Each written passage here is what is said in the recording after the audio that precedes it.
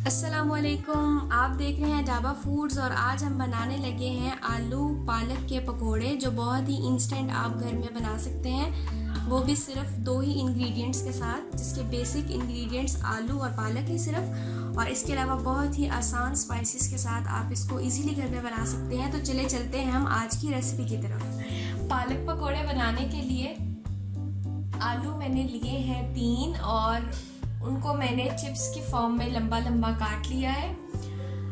पालक मैंने ली थी थोड़ी सी जो फ्रेश थी और उसको मैंने सिर्फ 20 to 30% बॉईल किया है और मैंने कंप्लीट बॉईल नहीं किया।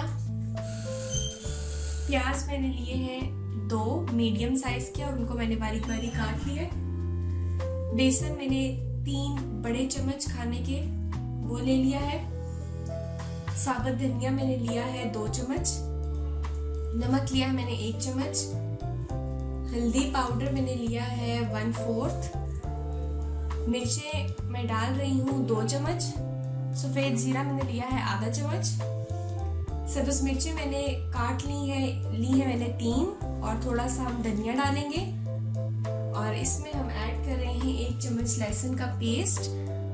और लहसुन का पेस्ट हम लाजमी ऐड करते हैं पकोड़ों में, आप भी करें, इससे टेस्ट बहुत अच्छा आता है, बहुत ही डिफरेंट। और अगर आप चाहते हैं कि आपके पकोड़े बहुत ही मज़े के बने तो आप लाजमी लहसुन का पेस्ट इसमें ऐड करें और तो ये आपको बहुत ही मज़े का टेस्ट देगा।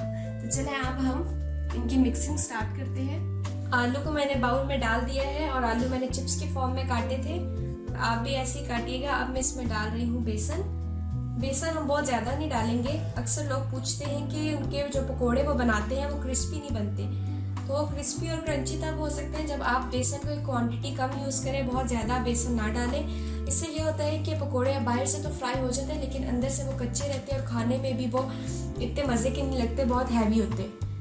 तो इसलिए हमने सिर्फ 3 चम्मच बेसन के डाले हैं। अब मैं इसमें डाल रही हूँ पालक हमने बिल्कुल थोड़ी सी बॉईल की थी और पालक के साथ में इसमें डाल रही हूँ प्याज को भी हमने बारीक बारीक सा काट लिया था।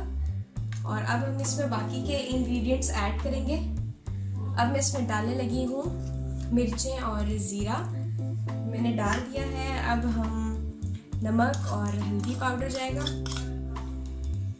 तो आपने भी इन्हीं इंग्रेडिएंट्स को फॉलो करके बनाना है तो बहुत ही मज़े के पकोड़े बनेंगे।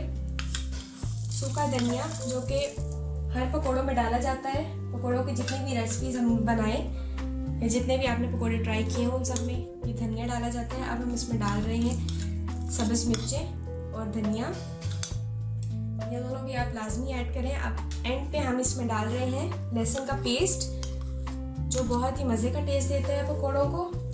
तो अब हम इन सबको मिक्स कर देंगे। पहले मैं इसको ऐसे मिक्स करूँगी ताकि अच्छी तरह से तमाम इंग्रेडिएंट्स और स्पाइसेस मिक्स हो जाएं।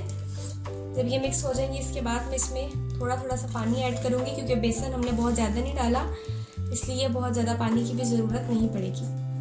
अगर हम ज़्यादा पानी ऐड करेंगे तो बहुत ही थिक सा पकोड़ों का मटेरियल बन जाएगा और फिर ये फ्राई होने में मुश्किल होगा। तो ये ऐसे मैंने मिक्स कर लिया है। अब मैं इसमें डाल रही हूँ पानी, थोड़ा थोड़ा सा हम पानी ऐड करते जाएंगे और फिर इसको मिक्स कर लेंगे।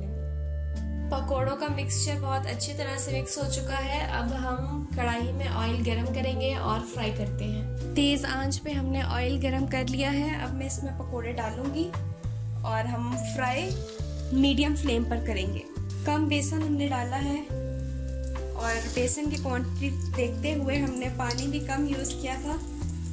अब हम इसको 3 से 4 मिनट तक एक साइड पर फ्राई करेंगे, फिर हम इसकी साइड चेंज कर देंगे और दूसरी साइड से भी तकरीबन 2 से 3 मिनट के लिए फ्राई करेंगे और फिर हमारे ये मज़ेदार पालक के पकोड़े तैयार हो जाएंगे। 3 से 4 मिनट के लिए दोनों साइड से हमने फ्राई कर लिया था और ये हमारे बहुत ही मज़े के क्रंची और स्पाइसी पालक के पकोड़े तैयार हो चुके हैं। अब हम इनको निकाल लेंगे और आप भी इसको ज़रूर ट्राई करें, आपको यकीनन बहुत पसंद आएंगे। हमारे चैनल को लाइक शेयर सब्सक्राइब करें और मुझे अगली वीडियो तक के लिए इजाज़त दें। अल्लाह हाफिज़।